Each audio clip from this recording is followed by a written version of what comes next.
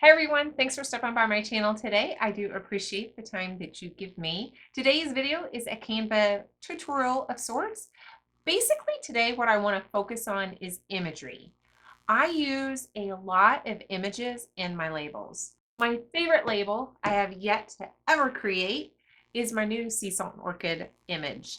I think this is so pretty. How do I get an image that is way too big in this little circle and still be what I want it to be in Canva? Guys, my name is Tammy. I own a small bath and body company here in Central Indiana, and I'm just so tickled that you're here with me today. But I want to get right into this Canva discussion on images and how to add images, how to crop them, and how to rotate them, and even duplicate them to work in a label size that is going to work for your product. So I'm going to switch over to my other microphone and get on the computer, and we're just going to go right into Canva. All right, guys, we are in my projects folders here in my Canva account, and I am just going to go over to my lotions and creams because that is what we are talking about today, is how I created these labels. I'm going to go over two labels with you. One is lavender and one is my sea salt and orchid. I don't want to spend a lot of time adding in a bunch of the elements. So basically what I'm going to do is I'm going to make a copy of my sea salt and orchid. And this way I can just delete the image, and all of the other things that I want to add are in there. That's not what this video is about. It is about adding images to your labels or stickers or whatever you happen to be creating. So this is my plain sea salt and orchid cream. It has my logo and the ounces and all of that good stuff. So how do I want an image? So basically what I want to do is come over here to elements. Elements is where you find all of your little fun things that you can add, whether it's frames or shapes or graphics or even videos, different things you can add to whatever you happen to be creating. I usually will search out what I'm looking for. So if it's a black raspberry vanilla, I'm going to be searching out black raspberry or vanilla, or if it's lavender, I'm going to search out lavender. This one was an orchid, sea salt and orchid, so I'm going to search out orchid. I prefer, personally, the photo section, but you can do graphics if that's kind of what you like. I happen to like the photos the best. I think the realistic photos is just kind of where I'm at with it, guys. So this is where I would go. And I'm going to scroll down until I find a image that really speaks to me and speaks to what my product is. I think that one's actually quite pretty. I like this one an awful lot. I try to find images that aren't very dark. So this one, although that orchid is just really popping off that black background, in a label, it doesn't really work to add a bunch of text over a really dark background. So I do try to focus on a couple different things. I need the label to be light enough that images can pop off of that, or my wording can pop off of it. And I don't want the main focus of the image dead center of the photo that I'm looking at.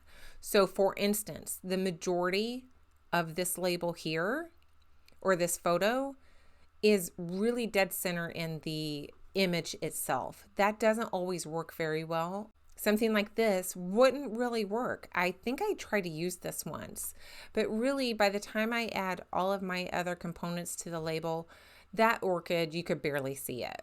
So I'm going to go back up to this. This is what I actually chose, and I just think it is gorgeous.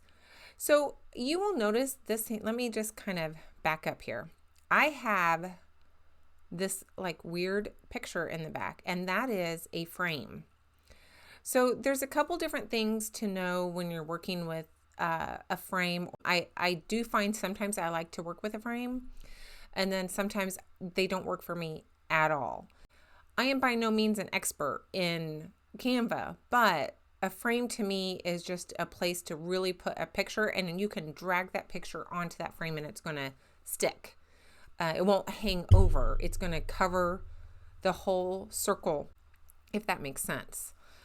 So I'm going to, instead of just clicking on it once and bringing the photo into my workspace here, I'm going to delete that, and I'm going to drag it and move it until it is right in frame. What I can do then is I can click on that photo now and then crop it. And you can see that I have quite a bit of real estate in this picture that I'm not using. So if I just want a tiny bit, just a hint, I could move it to the side. But if I want more, I can move it over here and bring in more of those flowers. Again, I don't want it really center. Let's see what the center looks like. I think the center, it's lost in there. So basically I'm going to crop that again. I'm going to bring that back over to where you can still see that image quite nicely. You can tell that there's a orchid in there in the background. So right now, because I copied this, I do have the transparency down quite a bit. So if you look at this, I have it down to 56. I'm going to bring that up, and you can see that it can be quite transparent, but the more transparent, one, it's harder on your printer, and two, it does create a problem with reading, like the sea salt. You can barely read sea salt. You can barely read that it's 198 grams. Those really kind of get lost when you have 100% transparency. I almost always will bring my transparency down into the 70s. For some reason, I had that one fairly low in the 50s. But you can see that sea salt and 198 is a lot easier to read when it's just a little bit washed out. And when you print this, I do find that it prints deeper and it prints more saturated than what the computer shows me. So I'm almost always going a little bit less saturated, or a little bringing that transparency down more than I think it should be, because when I print it, it's going to be darker, if that makes sense. Let me show you the lavender one, because that is one. Make a copy of that so I don't mess up my original. So let me find my lavender. So again, I'm going to go over to Elements and Lavender. And let me make sure that my face isn't in our screen. So I'm going to make my face smaller, just in case. So I'm going to go back to photos, because again, that's what I use, my photos. And I want to show you guys this starred photos. These are the images that I have used in my labels. So I've gotten to where every time I use a new image, I star it so I can find it again to reuse that image again. So here's my lavender, and I clicked on it once, so I'm just going to drag it until it's like that, and then I'm going to crop it. And I'm just like, I just want a little bit more of that. It's a little bit more of the lavender that you can see. Okay, so let's look at my lavender. Let me get rid of the image. I'm going to trash it. So when I went and found my lavender, and that's my lavender, and I'm going to just pull this until it fills the box. It's like I move too fast. All right, so I need to crop that. That's not enough lavender for me. So I'm going to highlight it. I'm going to crop it. I'm going to decrease my, I'm just going to make it as small as I can. And then I'm going to bring maybe that down like that and hit done. And that's not bad, but this side feels very like lonely. So I am going to then take this, I'm going to flip it vertically or horizontally so that it shows up over here a little bit. And I'm going to send that to the back. So basically what's happening is my first lavender image is pasted, and it's not really, it's part of it's the background, but it's not part of the image that I can manipulate. It's what everything is sitting on, and it's static. So I want to get rid of it. It's not working for me the way I want it to. So I'm going to take that and I'm just going to trash it, because this second lavender image was sitting on top of it and I couldn't get it to go behind it. So how I'm going to fix that is I'm going to recreate this image by duplicating it. I'm going to flip it, and I am going to then be able to really kind of manipulate this. I want this one to be a little bit bigger, I think. And then I'm going to send this to the back. And now you can see I don't have that weird line where the two images meet. Because there's so much white in that image, you can't even tell that I have two on this one label. And then I would probably have to bring the transparency down just a little bit so that my words are easier to read. I would probably go ahead and do this as well, even though I do have this on a white box that is also like, let me ungroup that. I have a white box, if you can tell. Let me show you that real quick. Bring it to the front so you can see it. So I have this white box that is actually the transparency is down to 81. Normally it's just a white box, guys.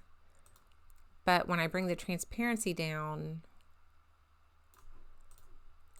it's just a little bit so that my words, and bring those to the front. I hope I'm not going too fast, are just easier to read. And I have those white boxes on many, many of my labels to make those words kind of jump off the background a little bit. That is exactly how I create the labels. I just kind of play around with them. Cropping is awesome.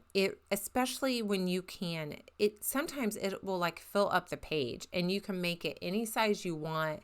And then you bring in your four little like dial thingies and bring it all in. And I do a lot of duplicating and flipping so that it fills my label like I want it to.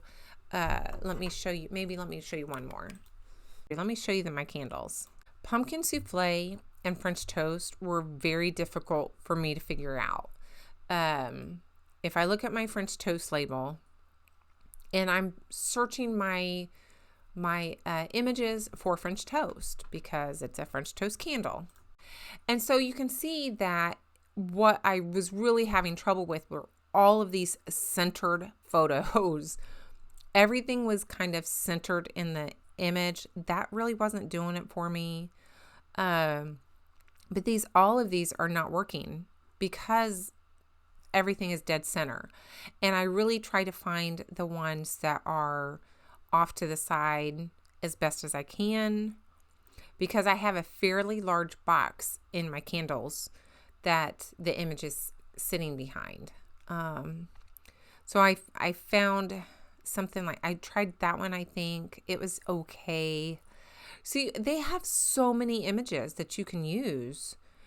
I tell you, half my videos, my battery dies. But I was ending, and that's okay. So I'm just going to end on here and just say, yes, check the images. If you're going to be using an image, a lot of them will give you multiple like viewpoints of the same image. So one will be landscape. So if your label you're wanting to create is a landscape, look for that landscape image.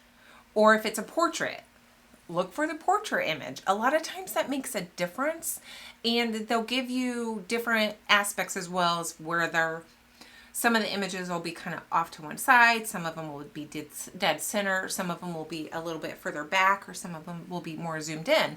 So a lot of their images you will have the option to search for and make choices and try them out and see which one is going to work best for your label. So I hope that helps you with your Canva labeling and product labels. If it did, would you give me a thumbs up? I appreciate those so much. And maybe I'll just see you in the next video. Bye.